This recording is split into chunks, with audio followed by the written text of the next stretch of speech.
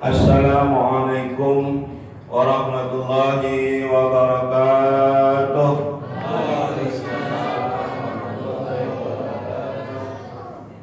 Alhamdulillahi rabbil alamin. Wa bihi nasta'inu ala umuri dunya waddin. Wassalatu wassalamu ala asyrafil anbiya wal mursalin Sayyidina wa maulana Muhammadin wa ala alihi wa sahbihi ajma'in. Amma ba'du.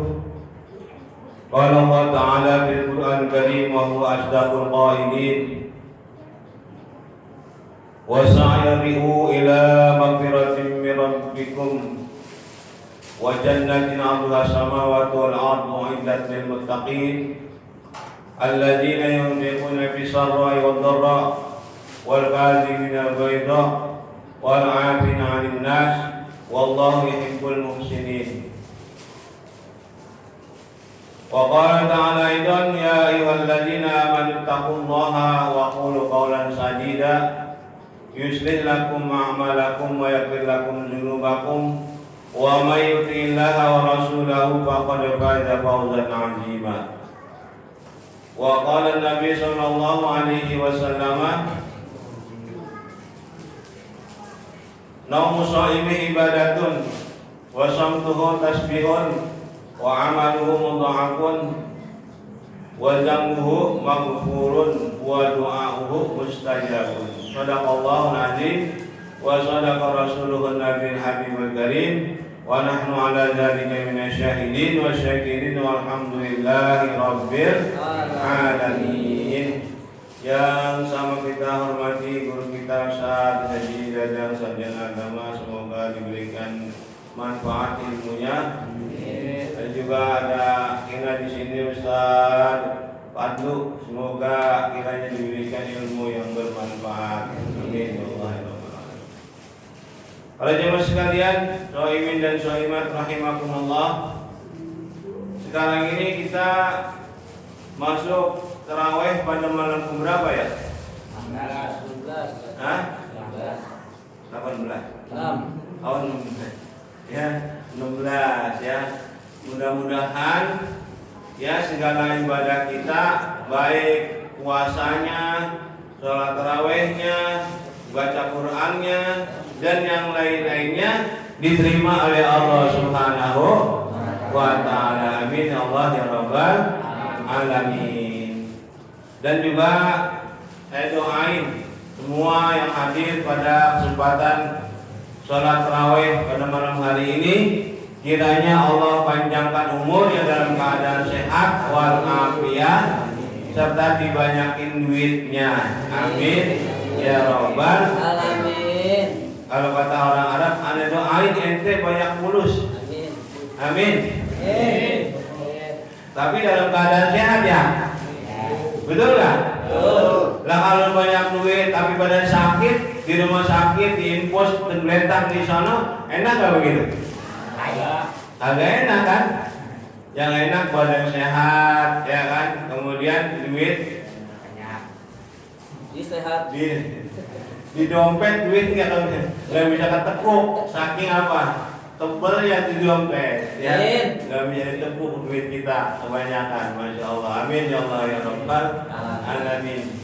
Ya seperti itu, kita berharap semoga diberikan kesehatan dalam taat ibadah kepada Allah. Sekarang untuk apa? Badan sehat, duit banyak, tapi kagak ibadah sama Allah. Untuk apa? Betul nggak? Jam 9 pagi, aduh, warteg udah pada buka. Pakai malu lagi, pakai hordeng. Di sono di Kranji. Di sini pakai hordeng nggak? Kerajaan warteg. Koran. Hah? Jam 9 udah pada nyarap. Bulan puasa, subhanallah. Pakai hidup dialing-alingin pakai hordeng. Kakinya dua kelihatan. Ya Allah, masya Allah. Nih ada Habib cerita nih tadi. Bapaknya cerita pidato ya, Nabi yang disampaikan itu sabda Nabi. Bahwasanya Rasulullah Shallallahu Alaihi Wasallam ya, beliau ini mimpi didatangi dua orang malaikat. Terus Nabi diajak Untuk apa? Menaiki ke sebuah gunung yang tinggi. Ternyata di atas sana itu yaitu ada orang yang sedang menjerit-jerit. Suara orang yang sedang kesakitan. Kemudian Nabi bertanya kepada malaikat itu, wahai malaikat, itu suara apa? Itu suara umatmu. Kenapa? Karena dia nggak mau berpuasa. Sedang diapain? Sedang diseksa sama malaikat. Subhanallah. Mulutnya lagi disobek-sobek sama malaikat. Kalau orangnya nggak puasa tanpa uzur, tanpa ada halangan, kalau wanita itu halangannya apa? Terus nifas, terus wiladah. Nah itu wanita tuh. Kalau laki-laki dan wanita halangannya apa? Sakit, ya. Terus apalagi sedang bepergian yang marhalata ini 2 kota. Itu pun kalau mampu berpuasa lebih baik berpuasa. Sakit juga begitu. Jangan sakit kakinya ngebet, kakinya kesandung, buka puasa. Lah kagak nyambung itu. Betul nggak? Betul. Lah kaki yang sakit, mulutnya dikasih makan. Subhanallah. Ya, kalau sakit yang parah, misalkan kepalanya muter-muter, muntah dan sebagainya, sehingga dia kalau tidak minum obat makin parah, nah itu boleh dah tidak berpuasa. Betul? Betul. Nanti wajib apa? Wajib ganti. Nanti di bulan Syawal wajib qada. Tuh. Sama ibu-ibu juga. Kalau yang lagi hamil boleh tidak berpuasa. Hamil gede, khawatir nanti anaknya bahaya atau dirinya juga ya karena sakit dan sebagainya, boleh tidak berpuasa, tapi wajib apa? Wajib mengkodoknya. Bahkan kalau cuma khawatir karena anaknya saja, hamilkah atau dia menyusui kah, khawatir sama anaknya, takut anaknya jadi bahaya, itu 2 kewajibannya. Wajib kodok juga, wajib fidyah juga. Wajib fidyah juga, kena denda juga tuh. Nih bagi ibu-ibu nih urusannya nih. Kalau nanti asal tahu aja. Ini bapak-bapak asal tahu ya. Tapi kalau punya istri kan begitu ya, harus tahu juga. Betul? Betul. Harus paham juga. Itu kewajiban istri begitu nanti. Kalau istrinya bertanya, gimana nih Bang, saya khawatir anak kita yang sedang dihamil, yang sedang dikandung ini takut bahaya. Gimana? Oh iya nggak apa-apa, nggak puasa. Tuh, tapi wajib qada dan bayar fidyah. Nah ya, ini makanya penting ilmu. Jadi ilmu itu bukan hanya untuk ustadz, bukan hanya untuk kiai, bukan hanya untuk santri, tapi setiap kita ini wajib mempelajari ilmu agama. Kenapa? Karena kita mau menikah nih. Ya, saya sampaikan nih. Kalau mau nikah, jangan modal syahwat doang. Jangan modal apa? Ekonomi doang. Tapi kudu wajib tahu namanya bab nikahnya. Betul nggak? Betul. Ini ada orang curhat sama saya. Orang laki-laki ini bukan cewek ya. Kalau ngobrol-ngobrol, Tad, bagaimana Tad? Teman saya sama istrinya berantem mulu. Terus ya dia sering mengucapin kata-kata cerai. Wah, bahaya itu. Bahaya itu. Artinya apa? Tiga macam ini main-mainnya sah, apalagi seriusnya. Nih 3 macam nih asal tahu ente. 3 macam ini bercandanya sah, apalagi seriusnya, apalagi benar-benarnya, sungguhnya. Apa? Pertama yaitu nikah. Nikah itu bisa main-main sambil bercanda. Bercandanya sah, seriusnya juga apalagi. Nikah. Kedua, tolak atau cerai. Tuh, kedua. Yang ketiga yaitu rujuk. Masya Allah. Itu 3 macam dalam agama. Kata Nabi, bercandanya boleh sah, apalagi seriusnya sah. Contohnya bagaimana kalau dia bercanda sama temennya nih, misalnya begini.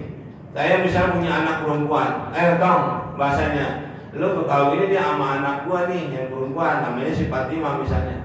Terus yang ingin diajak ngomong itu bilang jawab, saya terima nikahnya, sah itu pernikahannya. Tuh, padahal cuma apa? Ya cuma bercanda-bercanda begitu kan, sah. Subhanallah.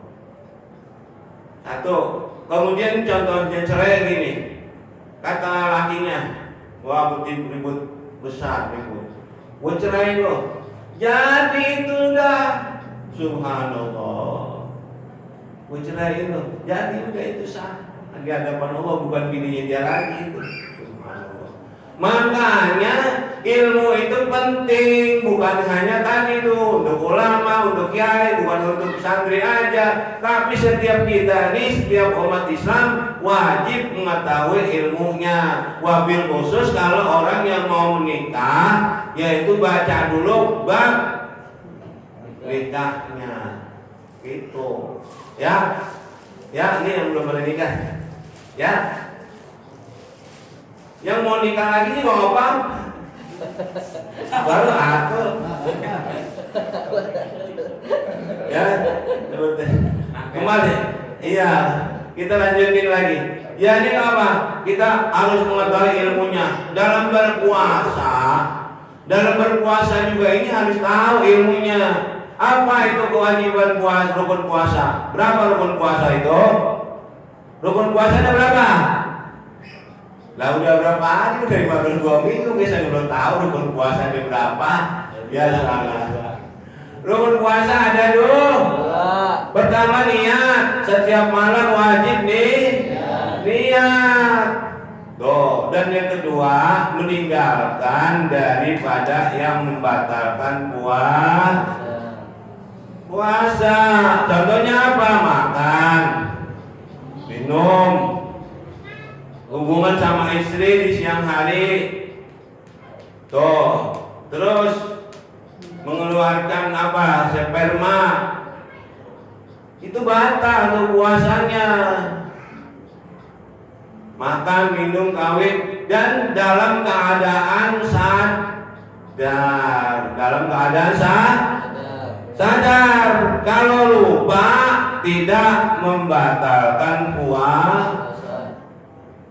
Contohnya begini, nih udah makan, udah ngopi, rokok Samsu 2 batang, ya, udah kenyang banget, udah mantep, tahap dia, alhamdulillah, kata dia tahap. Ternyata apa ingat, wah masya Allah ini lagi puasa, ya. Terus bagaimana? Puasanya batal nggak? Kagak, bilang aja alhamdulillah, berarti rezeki minallah. Kenapa?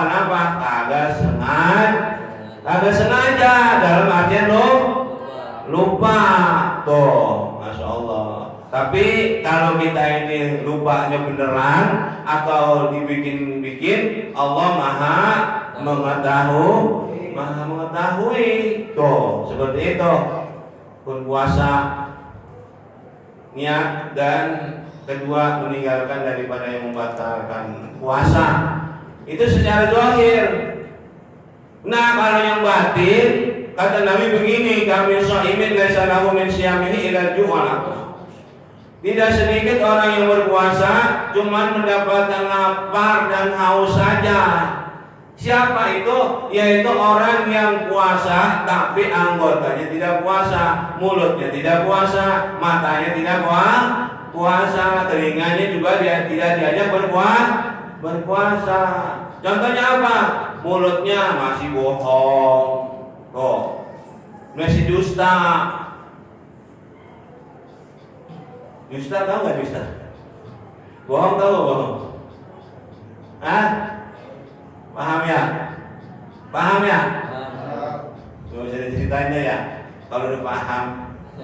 Dusta, bohong. Kemudian apa? Nama kedua, ghibah. Ghibah itu menceritakan aib saudara kita. Tadi lagi ramai banget, ada berita apaan di TV itu ya?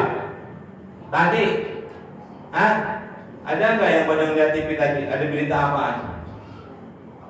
Kalau malam, kemarin malam bola ya. Persija sama Persib ya. Yang menang siapa? Juara apa, presiden ya? Menpora. Ya alhamdulillah. Yang menang Persija. Nah, nih kalau berita-berita yang misalkan gosip, yang gibah, contohnya apa? Si fulan lagi diceritain lagi keluarganya lagi bercerai, si fulan lagi bertengkar, itu jangan ditonton yang begitu. Kenapa? Itu termasuk gibah, artinya menceritakan aib daripada saudara kita. Lah yang nonton batal juga pahalanya, batal pahala puasanya. Tuh gibah. Namimah ini yang ketiga adalah provokator. Orang diadu-aduin pada berantem bulan puasa. Itu kejadian kemarin di sono di daerah Bekasi, ada yang sampai dibacok dan sebagainya. Yang kena korban itu bahkan orang lagi lewat, coba. Bukan si pelaku tawuran tadi, bukan.